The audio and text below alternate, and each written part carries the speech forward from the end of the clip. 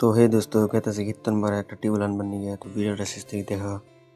তো রাজবাজার পার হইলাম আর পরে ব্রিজ পেলাম ব্রিজের আপনার ভিউটা দেখো পুরা। তারপরে এই জায়গাতে মানে ইটের কাম করতেছে,